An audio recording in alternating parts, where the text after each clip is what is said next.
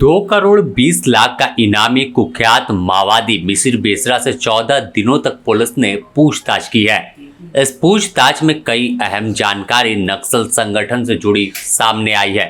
साथ ही नक्सल संगठन की तमाम आर्थिक स्रोत से लेकर उनके पैसे कहां छुपा कर रखे गए हैं, तमाम हथियार कहां पर है और किस तरह से पूरी व्यवस्था इतने दिनों तक चलाई जा रही थी, वो तमाम राज अब पुलिस के सामने मिसिर बेसरा ने उगल दिया है। बता दें कि 14 दिनों तक पुलिस ने रिमांड पर इससे पूछताछ की है। मिसिर बेसरा भाकपा माओवादी का पोलित ब्यूरो सदस्य है। इस पर 2 करोड़ 20 लाख रुपए का इनाम है, जिसमें झारखंड पुलिस के द्वारा 1 करोड़ और 1 करोड़ 20 लाख उड़ीसा पुलिस ने रखा था। ऐसे में जब 29 जुलाई को इसे गिरफ्तार किया गया, गिरफ्तारी के बाद लगातार इससे पूछताछ की जा रही थी और पूछताछ के दौरान कई जानकारी निकलकर सामने आई है, जो मिसिर बेसरा ने झारखंड पुलिस और सुरक्षा एजेंसियों के सामने उगल दिया है। मिसिर बेसरा से पूछताछ के दौरान सामने आई तमाम जानकारियों को वेरीफाई करने के बाद अब जंगल में बड़े पैमाने पर फिर से ऑपरेशन की शुरुआत की जाएगी। साथ ही उन तमाम लोगों को पर भी रडार पर आएंगे जो अब तक नक्सल संगठन को बैक से सपोर्ट कर रहे थे। अगर हम बात कर ले तो नक्सलियों का मेन जोन सारंडा बना हुआ था। इसके बावजूद उन्हें सारंडा में जंगल के बीचों बीच हर वो सुविधा मिल रही थी, हर सामान पहुंच रहे थे जो उन्हें जरूरत पड़ रहा था। तमाम सुरक्षा घेरों के बावजूद वहां तक तमाम सुविधा पहुंच रही थी। ऐसे में अब राष्ट्रीय जांच agency NIA, intelligence bureau IB और झारखंड पुलिस के पदाधिकारियों ने 14 दिनों तक इससे जुड़ी तमाम जानकारी जुटाई है।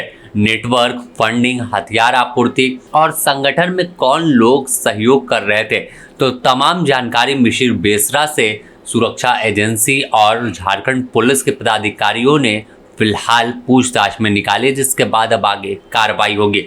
इस पूरे मामले पर धनबाद के SSP प्रभात कुमार ने बताया कि पूछताछ पूरी होने के बाद अब न्यायिक हिरासत में भेजा गया है। मिसिर बेसरा, जैसा आप जानते हैं, झारखंड का टॉप मोस्ट नक्सल कमांडर था। उसको संयुक्त अभियान में गिरफ्तार किया गया था, पुलिस रिमांड पे लाया गया था पूछताछ के लिए। आज उसको पुनः माननीय न्यायालय में जमा कराया जा रहा है। उसी क्रम में माननीय न्यायालय में जमा कराने से पहले स्वास्थ्य चेकअप कराना जरूरी होता है, उसी चेकअप में लाया गया। आगे क्या कार्रवाई नहीं, अभी तो हम लोग जो लगातार पिछले 13-14 दिन से पूछताछ चल रही थी और पूछताछ में बहुत सारी चीज़ें सामने आई है, बहुत सारी जानकारियां मिली हैं, तो उस पर फिर एक अलग से टीम काम कर रही है। और अभी चूंकि उनका रिमांड खत्म हो गया है, तो उनको माननीय न्यायालय के आदेशानुसार जेल में जमा कराया जा रहा है। Thank you sir. तो इस मिसिर बेसरा के सीने में कई ऐसे राजदफ्न हैं जिसकी तलाश कई दशकों से सुरक्षा एजेंसी और झारखंड पुलिस कर रही थी, लेकिन अब जब इसकी गिरफ्तारी हो गई है, इससे पूछताछ में लगातार कई जानकारी निकलकर सामने आई है, तो अभी फिलहाल इसे रिमांड पूरी होने पर जेल भेजा गया है।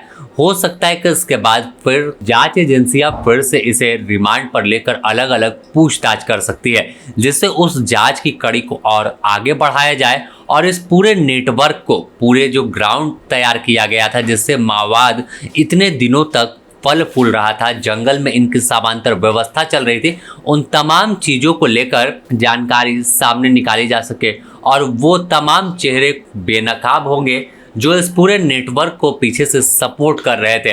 तो ऐसे में अब धनबाद पुलिस से लेकर झारखंड पुलिस और तमाम इंटेलिजेंस एजेंसी इनके हर स्रोत को, हर लिंक को खंगालने में जुटी है। अब देखना होगा कि आखिर आने वाले दिनों में किस तरह से मिसिर बेसरा से पूछताछ के बाद जंगल में जो इनके पैसे छुपा कर रखे गए हैं या कोई बाहर में जो इनके पैसे को इन्वेस्ट करते थे, फिर इनका नेटवर्क कैसा था, हथियार कौन पहुंचाता था, इन तमाम चीज़ों की कड़ियाँ जोड़ने की कोशिश पुलिस और एजेंसी करेगी और आने वाले दिनों में बड़ा खुलासा पूरे माओवाद संगठन की संरचना से लेकर होगा कि आखिर कैसी व्यवस्था यह इतने दिनों तक चला रहे थे और किस तरह से हथियार लेकर जंगल में सुरक्षा एजेंसियों पर और पुलिस के जवानों पर गोलियां बरसा रहे थे। तो इंतज़ार तमाम लोगों को है जब हर परत खुलेगी और पूरी तरह से नेस्तनाबूद यह नक्सल संगठन हो जाएगा। धनबाद से ब्यूरो रिपोर्ट।